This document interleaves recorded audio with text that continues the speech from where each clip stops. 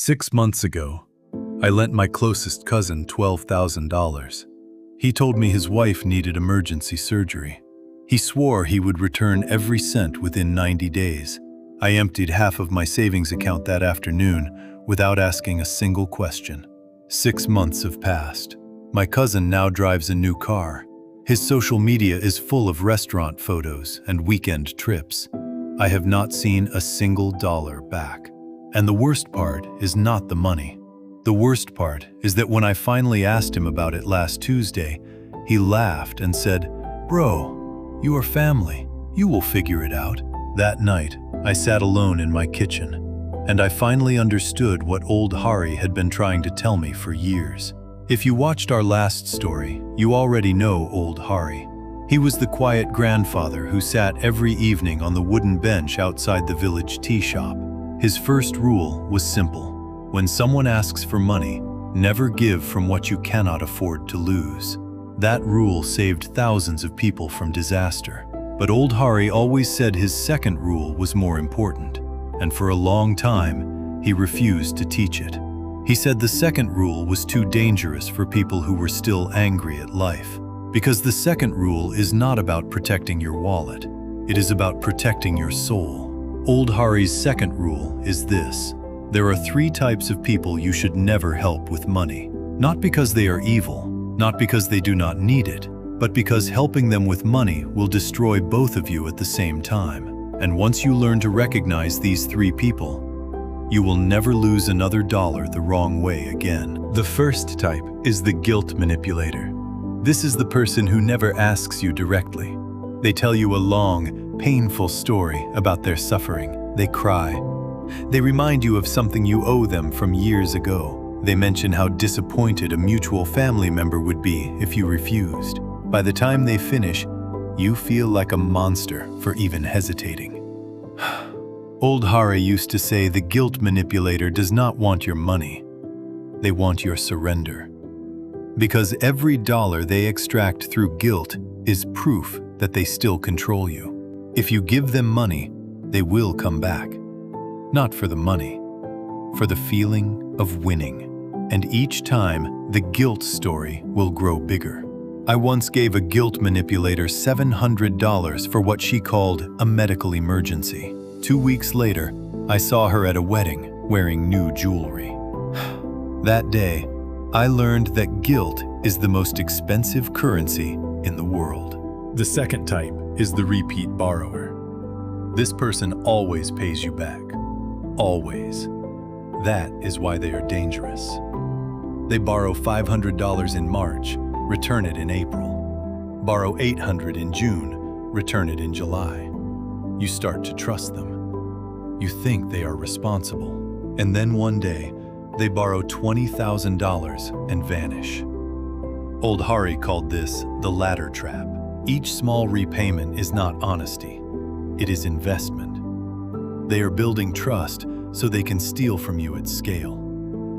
A true friend borrows from you once and then never asks again because they feel the discomfort of owing you. A repeat borrower feels no discomfort at all. Borrowing has become their business model. If someone comes back to you a third time asking for money, the answer is no. Not because they are bad, because the pattern is bad. And patterns do not stop by themselves. The third type is the family emotion trapper. This is the hardest one. This is the brother who calls you at midnight, crying about his failing business. This is the aunt who reminds you that your mother would have wanted you to help. This is the cousin who says, "We are blood. We do not count money." Old Hari used to say that family is the most beautiful gift life gives you. But family money is the most beautiful trap life sets for you. Because when you lend to family, you are not just lending money. You are lending your peace at every family dinner for the next 10 years.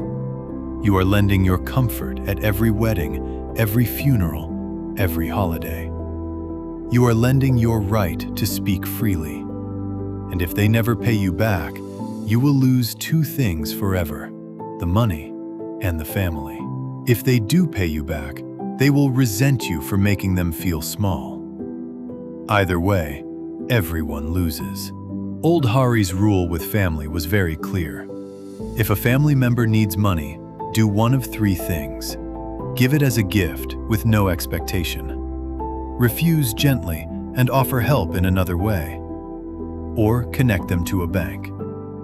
Never, ever loan family your own cash. But how do you actually know which of these three types is standing in front of you? Old Hari gave a simple test. 3 questions to ask before you open your wallet. Question 1. If they never pay this back, will I still respect them next year? Question 2. Are they asking for help, or are they asking me to solve a problem they refuse to face? Question 3. If I say no today, will they hate me, or will they understand? If any answer is uncomfortable, keep your money. The person who truly deserves your help will pass all 3 questions without effort. And the person who fails these questions will not just take your money, they will take your future, $1 at a time. Here is your challenge this week. Look at your phone. Scroll through your last 12 months of messages. You will find at least one person from these 3 categories. Do not confront them. Do not ask for your money back yet.